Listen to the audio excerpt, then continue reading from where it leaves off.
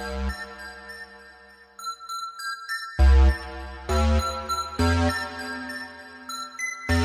you wanna find me, yeah, I'm in the front row. Got my 2 tickets on me, I'm in the front row. It's the best place to be, I'm in the front row. Best place to be, yeah. If you wanna find me, yo, I'm in the front row. Got my 2 tickets on me, I'm in the front row. It's the best place to be, I'm in the front row.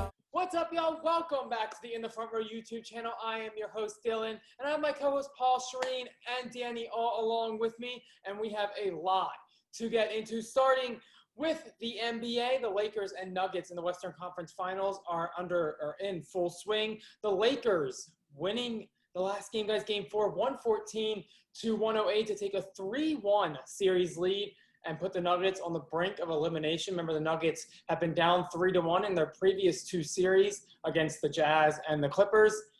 There might be a comeback. We'll talk about it if the series is over. Shireen, will come to you. Your reaction from Game 4, and can the Nuggets extend the series? Was I watching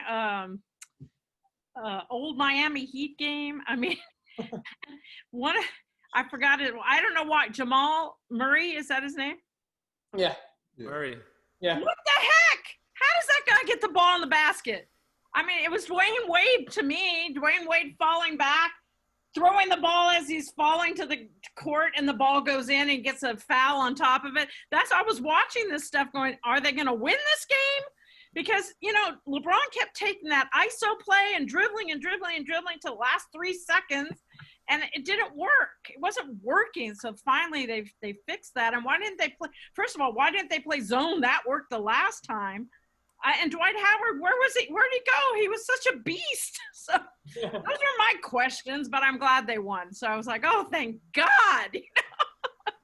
Because Phil Jackson wanted this win and told Jeannie, to just chill, light a candle while he's riding a boat on the lake or wherever he is right now. So I did that. I chilled, but I was nervous at the end of that game. It could have gone either way. It really could. It was a close game down the stretch. Danny, is this series over to you, or will there be a Game 6? Will the Nuggets win Game 5 is what I'm asking. See, it'd be stupid to say for me that the Lakers are going to win in 5 after the Nuggets were the first team to go back from 3-1 twice in a row. But I'm pretty stupid, so I'm going to say Lakers in 5. Because just my original. I feel like the Lakers have dominated this series. I know people after Game 2 were like, "Oh, if AD had missed that shot, then Denver would be up 2-1." No, Lakers dominated that entire game. That would have been a horrible loss if he had missed that shot. So, coming into this game, AD kept the momentum going after a poor performance and a loss.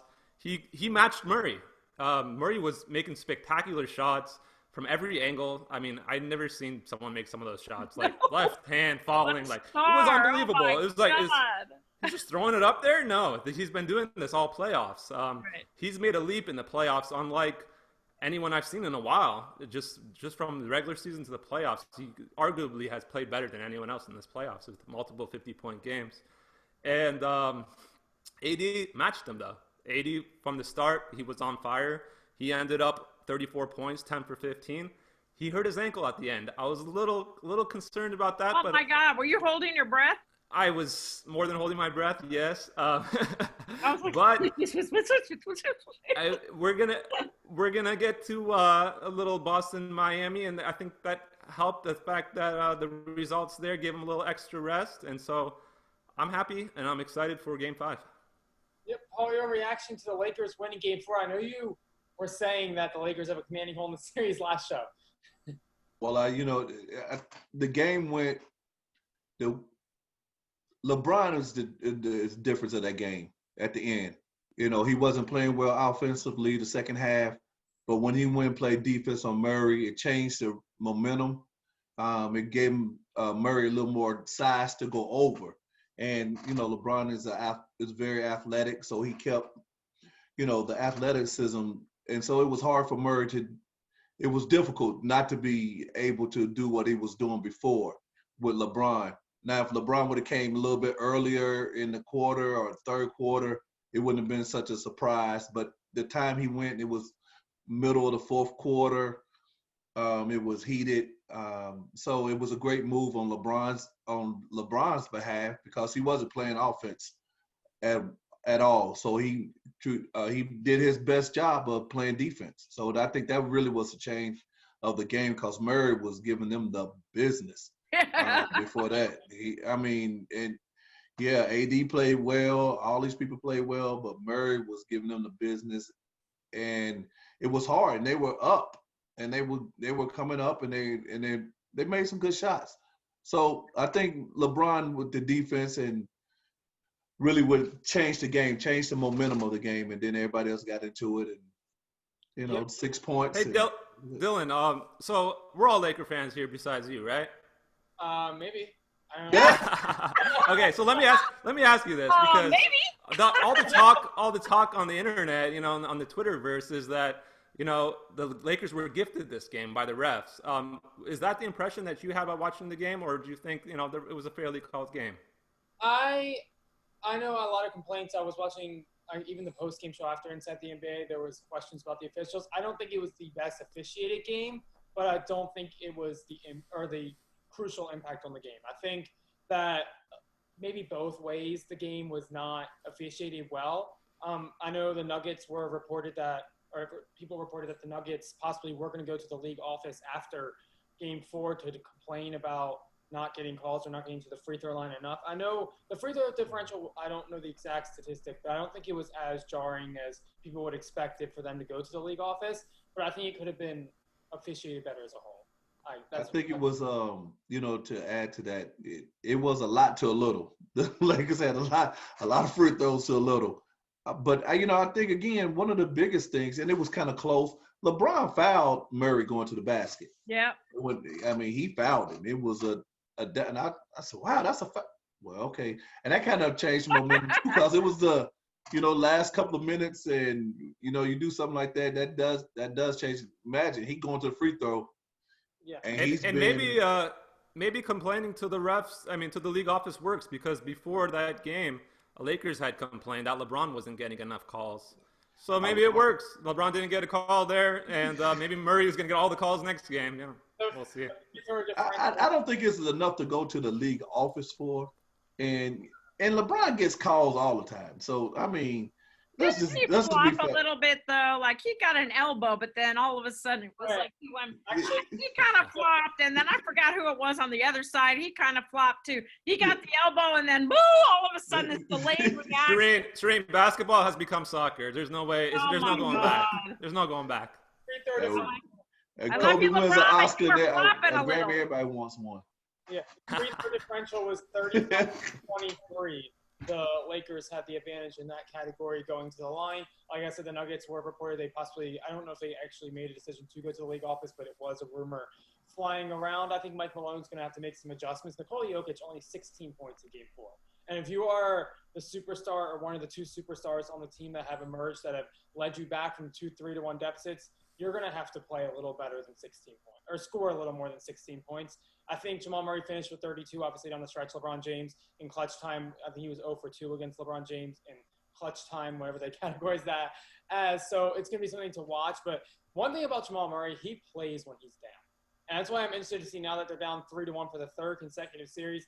You saw against the Jazz, you saw against the Clippers, you saw in the Nuggets only win in this series when they were down 2-0, possibly going down 3-0. Jamal Murray is clutch, and he plays when he's down. So, but he's been playing the whole time this way. He's just another level. There's another level of this. Why not? How young is he? Right? No, there is another level to his game. Oh, when the team is down, and I think you'll see it in Game 5. I know a lot of experts think now that the Lakers have a commanding hold, they're going to take it seriously, and that they will wrap it up in 5.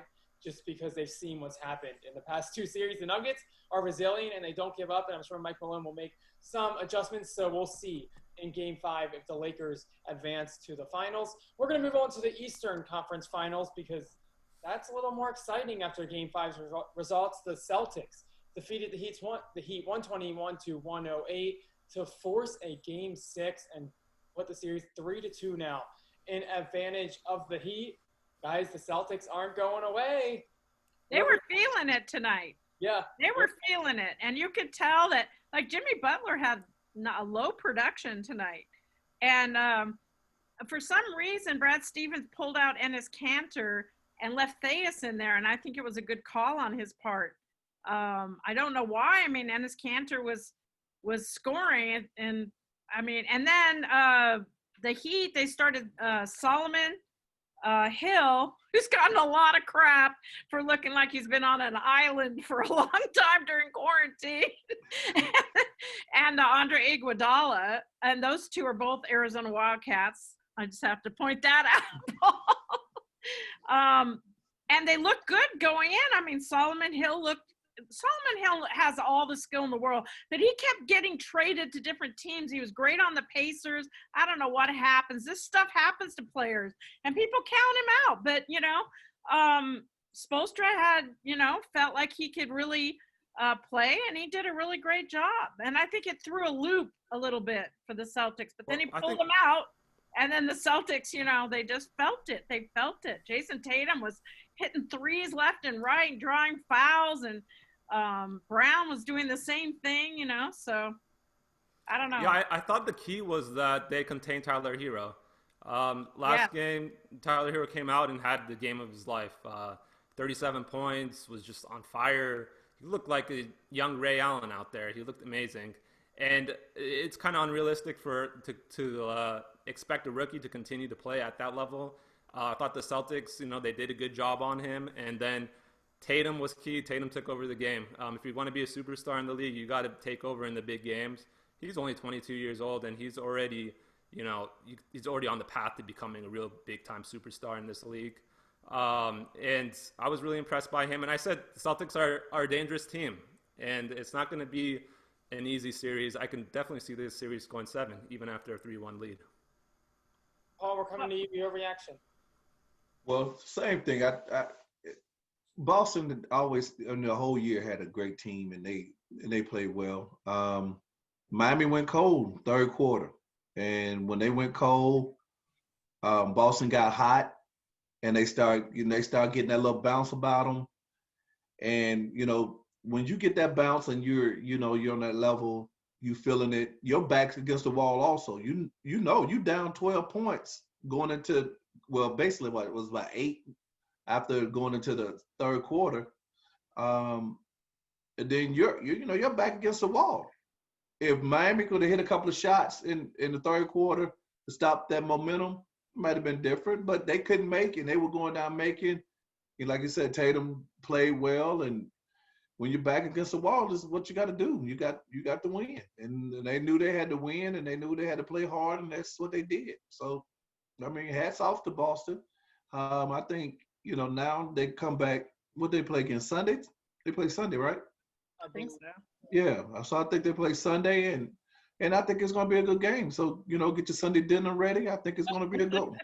It's gonna be. I also got to mention Jaylen Brown, Cal guy, Pac-12 guy for you. That's what I was saying. Yeah, because he gets under the shadow. A lot of time he's put under the shadow behind Tatum, and he doesn't get the shine. But if you look at the numbers, I mean, he had a better game overall than Tatum had, and he plays both ends extremely well. So, early shout out for Jaylen Brown. Yeah, he was getting a lot of great rebounds too. He got a lot of those loose rebounds. Yep. A couple of good steals during those times. So, yeah, he played well. Played real well. And is it funny that we're not talking about Kemba Walker? The interesting. You'd think we'd be talking about Kemba Walker, but we're not. Yeah, they got a lot of weapons on that team. Yeah. I mean, he's a big part of it, but my point is the other two are shining. Oh, he's yeah. I mean, you look at it. If they had the top 3, it would be Brown, Tatum, and Kimball. So I mean, he's one of the 3. He played well. He came down. He was getting fouls on him, taking him to going to the basket, doing what he was supposed to do. I mean, it's do or die. In that first half, Richardson had the half of his life. Like, what do you have, 17 points? I know on DraftKings I could have got him for $2,000. And I did pick him up for the second half, and they didn't play him. Guys, remember Boston started 1 for 11 from the floor. They were down early. They came back. I think they were helped. I'm not saying the game was won because of a little bit of foul trouble. I know Tyler Hero was in foul trouble. I know Bam Adebayo was in foul trouble. So we'll see if Miami can stay a little bit more disciplined. I know Eric Spoelstra, the Miami coach, after the first quarter interview was a little disappointed for his team's discipline. I'm not saying towards the officials. I'm saying for his team's discipline to get in foul trouble early. So we'll see if Miami can be a little more disciplined in Game 6. I think that was a contributing factor to their loss. I think Jaylen Brown, people know, I know Shireen and Fredo especially know, he's one of my favorite players in the league. I've been talking about him all season and the respect that he does not get. He can drive to the basket with efficiency up there in the league. And then you have Kemba Walker, who essentially came in to replace Kyrie Irving after there was a situation with chemistry in the locker room and Boston got rid of Kyrie Irving. And if you're going to get somebody that can maybe not be quite as skilled as Kyrie, but can get very close, I think Kemba Walker is a good replacement. I think Kyrie is a little bit of a better defensive player than Kemba Walker, but we saw it today, guys. I guess the big three, you'll call them, really pushed Boston to win in Game 5. And then if Hayward continues to progress, they're a dangerous team in the finals. Yep. Yeah, you could see him in the finals. I remember. I don't see him in the finals. I think Brad Stevens made The new daddy. I think Brad Stevens made good adjustments today. I think he was vigorously outcoached in Game 4 when Miami went to the zone. And so I think he came back and really coached well here in Game 5. Guys, we will see. Boston now down 3-2 to Miami after winning Game 5. They push it to a Game 6. We'll see if we have another 3-1 comeback in the playoffs. We've seen 2 of them already from Denver. So you never know. We're going to switch gears here and move on to college football, which is a topic we have not talked about in a while because there were some big news today, including the Pac-12, who said they would play a 7-game season. They announced it today, as well as the Mountain West, who said they would. I'm not sure how the duration of their schedule, but they are set to play, I think, towards the near end of October, if I'm not mistaken. So, guys, your reaction to more conferences jumping in on the fall after they said they possibly wouldn't play during the season until the spring? They waited way too long. The Pac-12 and Larry Scott, I know he's been given a lot of shit. And, I think mostly because in my eyes, you should have got that DirecTV deal up front. I haven't been able to watch the Pac-12. I have to go, watch it on my phone or try to get somebody's password. I don't know. I just can't watch my Pac-12. But they came out on Thursday. They had the CEOs of the Pac-12 had a vote. They voted to continue, but supposedly no one's talking about that Stanford really didn't vote or Stanford isn't prepared because their players aren't even on campus. Now, I can talk for Arizona. Both their football and basketball teams have been on campus. And basketball starts on the 25th of November. Football starts on the 6th of November. And they've been practicing all along as much as they can because they're in Arizona. It's a different state, right? So don't forget the boycott. People keep forgetting that. The Cal players started this boycott because they wanted to have a union and they wanted to be able to make some money off their name as well as be safe. And so I think that and Larry Scott showed them no concern, basically threw water in their face when they came to him and asked for some stuff. And so who knows if the boycott may keep some of the California schools out. I know UCLA basketball is practicing because I watch it. I watch it on Snapchat. So I have a few players on Snapchat that may or may not know that I'm following them, but I'm in certain locker rooms, with them. So I know what's been going on. So, but the problem with this whole thing is that a lot of players transferred out of Oregon, USC, I believe, UCLA, and about 6 of our key senior linebackers all transferred out of Arizona. So the Schooler brothers, and one of them, Colin, was up for an award. Kyle Wilborn was the last guy to just last week decided to transfer. So they're all playing in Texas or Texas A&M and Texas and West Virginia. 2 of our former players are playing in West Virginia. And I happen to be friends with a lot of those guys because I interviewed them before they got to school. They're just frustrated. They're frustrated with the Pac-12. But, no fans in the stands until they reconvene in January. And they're going to be tested every single day with this new Quidel test. I think that's what the difference was here. And then once a week, they're going to be also tested with the different test. So both basketball and football is going to move on with the Pac-12. I think basketball is going to be a lot more competitive because people didn't, necessarily opt out to go to the draft. Where in football, a ton of the seniors all decided they're going to the draft. There's going to be a plethora of players ready to go, but I just too many. And then you've got all the players from last year who didn't get their pro day, and they didn't get to practice with the teams either.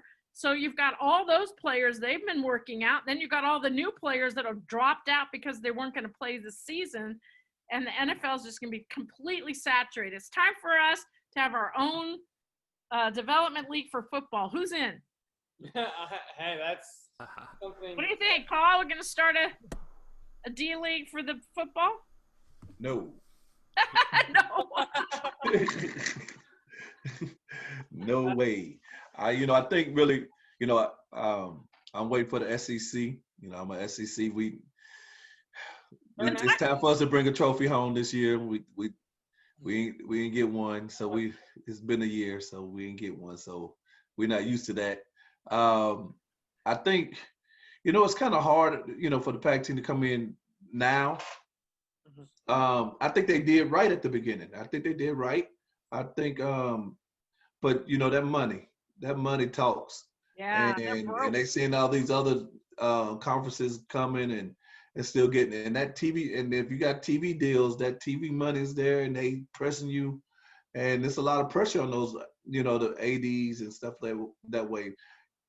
Only thing really bad I think about college football, even basketball too, they got 20, 30 ADs and they never can get together, and there's not one governing piece that really just put it together and say, okay, we're going to have this kind of league, this kind of season this year, things of that nature.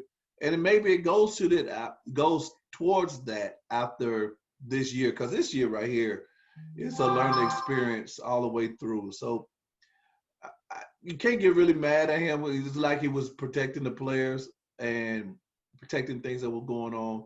It took the SEC to the last 30 seconds to announce that they were going to still play, because the SEC they're trying to make sure they get that money too. So right. Well, and to your point, Emmert from the NCAA did not provide leadership. He left it. It's almost like the president leaving things up to the states. Emmert left it up to the different. I'm glad you said that, because I was going to say that, but I said, nah, I need to say no, I don't care. This is right. YouTube. We can say what we want on YouTube. Right, guys. Let's remember all 5 conferences will be in action now in the fall. After I believe 2 or 3 of them were going to postpone. It was like a majority thing. If the majority played, the others were going to play. The Big 12 is in action. The SEC is currently in action.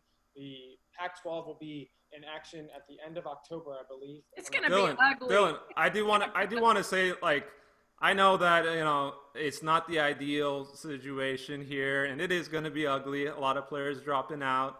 But got to look at the glass half full sometimes. And I didn't think there was going to be any Pac-12 football this year. So I'm stoked. I think it's November 6th, I believe, that it starts. So I'm stoked to watch it. I'm a big USC football fan. Yeah, that's why you're excited. You're a Trojan I'm excited. fan. Yeah. You have I want to five-star see players. That's why you're excited. Yeah, so I want to see Kendon Slovis play. As a rookie, he went out. As a freshman, he went out and had 30 touchdowns, 9 interceptions. He's already like a Heisman candidate, a little borderline. Maybe he's not an SEC guy, but a little respect for the Pac-12 here, Paul. I see you looking at me. On the East Coast for the Pac-12. Ever. I just think we're saying logistically, and that the Pac-12 a few months ago were saying they weren't going to play in the fall, and now all of a sudden they're playing. Remember, I believe it's the Big 12, SEC, and ACC that are all currently in action. The Big 10 is scheduled to start at the end of October, I believe.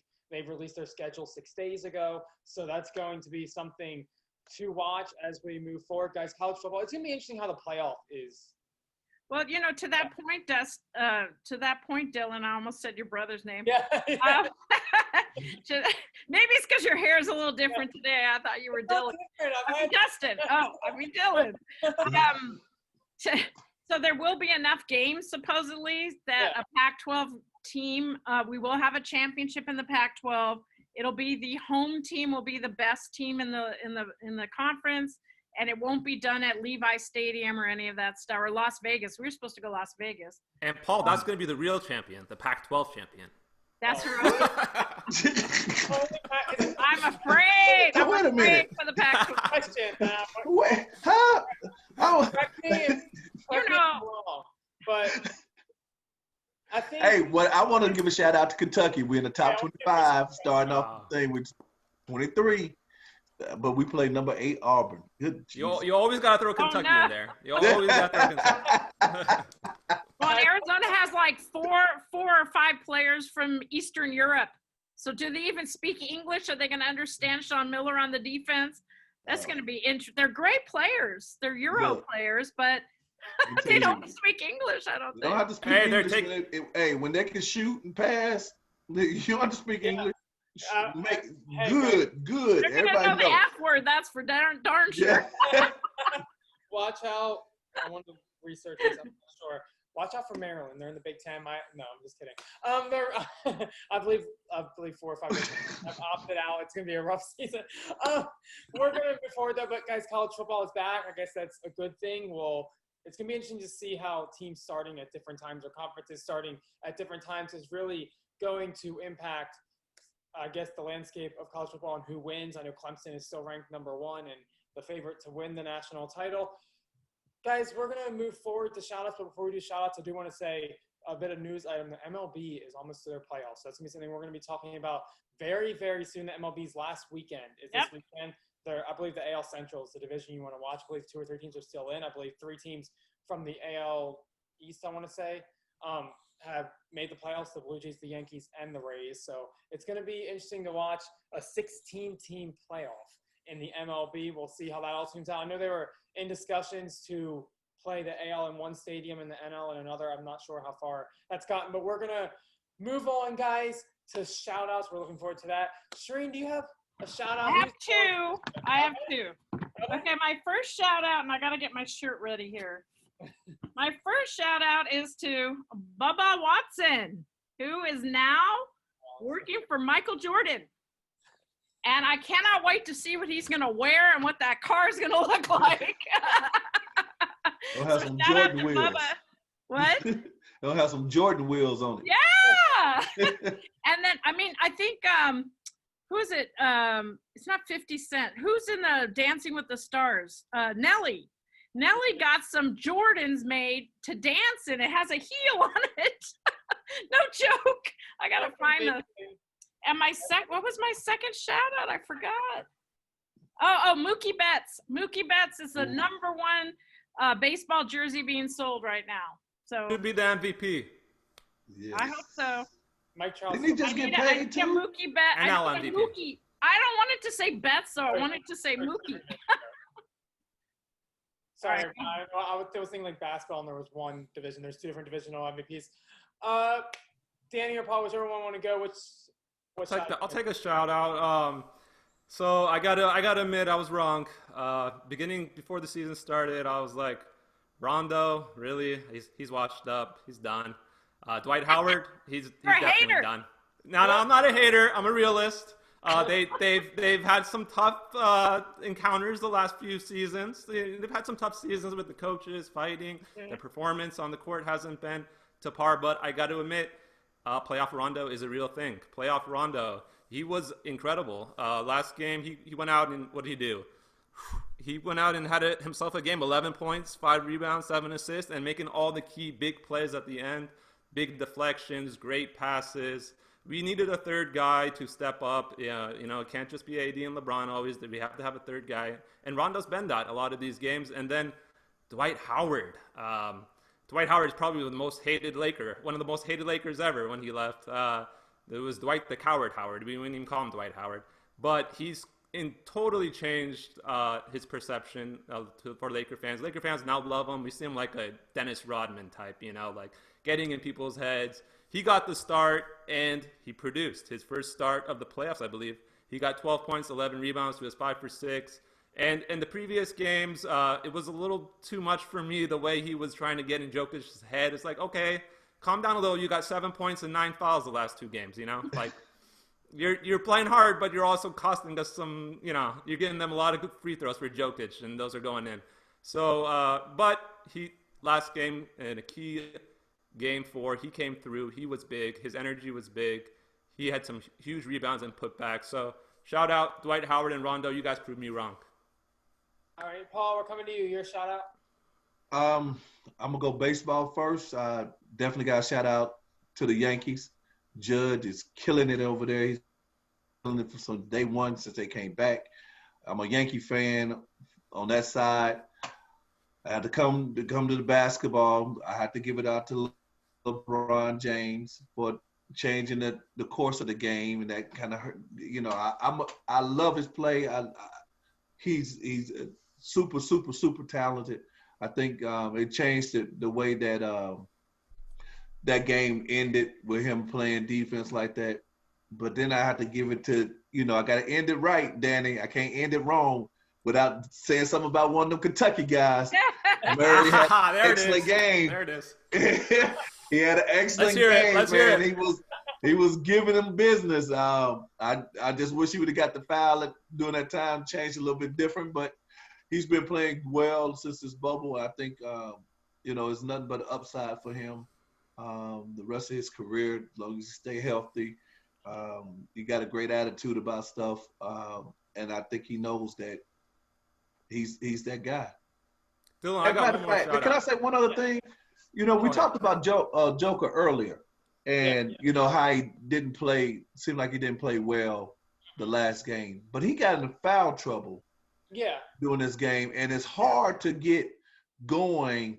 You sit on the bench 8 minutes, 9 minutes, and you're trying to come back in, and the flow is going a different way, and you try to get into it again, and you get another foul, and you sit. So, yes, he didn't have a superstar game. And I can say, and cause of Dwight Howard gave him some fouls at the beginning, and it kind of changed the way the concept of the game happened. So, I just wanted to let him know that it wasn't that he just didn't play well. He just didn't play. I think for game 5, if they want a chance, they're going to need more of his scoring presence. Oh yeah, for sure. He got to stay out of foul trouble. And hey, Dylan, I want to give you a shout out actually. Oh, I was going to do that. Yeah, he came through. We all laughed. We said the Raiders over the Saints. Yeah. No way. Oh, that's No right, way. Dylan. Oh my God. And Dylan called it. He called it. I hope he put some money on that because he could have made a little. I just felt it in my gut for some reason. I know Drew Brees came out this past week and after the game and said they're still a little disoriented on offense and they're going to have to fix it. I think the preseason or not having a preseason is hurting a lot of people. I think I have 2 shout-outs this week. Number 1, I want to shout out the Tampa Bay Lightning, who are 1 win away from the Stanley Cup. I know we're talking like heavily NBA and who's going to win the championship, and it's MLB who's going to win the World Series. But the Lightning guys with a win in Game 4 are 1 win away, so that is exciting for people in Tampa Bay. My second shout out, I'm going to do an early shout out to the Ravens because I think they'll beat the Chiefs this week. I think their defense has looked legit through 2 weeks, and I think it's the top-ranked defense in the NFL, so I want to give an early shout-out to the Ravens and a hot take that they will beat Kansas City Monday night and be 3-0. Well, I'm sure we'll show before then and actually do a prediction, but that's my I'm writing that down, Dylan. I'm writing that down. Monday night, we'll see. Yep, that's my prediction. I was right on the last one, so hopefully we'll keep it going. Guys, we need to wrap it up here, but there's a lot more coming your way with the NBA in full swing in the conference finals. 2 teams 1 win away from getting to the finals. The MLB postseason is coming up. College football is coming back, guys. So a lot coming your way. Go ahead and subscribe to our YouTube channel and hit that notification bell so you can get all the notifications first and make sure every video we post you get to watch. Also follow us on all social media at In the Front Row LA to make sure you stay up to our late states. I know Fredo is writing a lot even though he couldn't join us tonight. So go ahead and check out his past He's probably writing. Yeah, on the Nuggets and the Lakers series. Guys, thanks for joining me and we'll see you next time. You wanna find me, Joe? I'm in the front row. Got 2 tickets on me, I'm in the front row. The best place to be, I'm in the front row. So what's colder than ice and even hotter than a flame? I be in the front row, chilling at a booth.